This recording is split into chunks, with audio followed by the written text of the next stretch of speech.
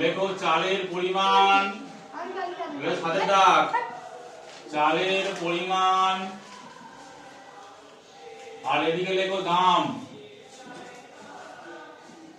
দেখো চালের পরিমাণ বলেছে 0.75 মানে 0.75 অংশ, আর দাম বলেছে 1800 টাকা, 1800 টাকা।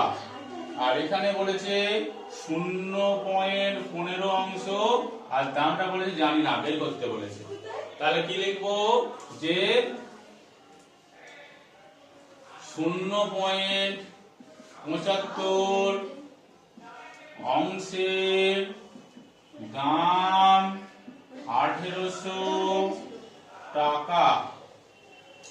এবারে লিখবো 1 অংশের দাম 1800 বাই 0.75 টাকা, আর 0.75 অংশের দাম 1800 বাই 0.75 গুণ 0.15।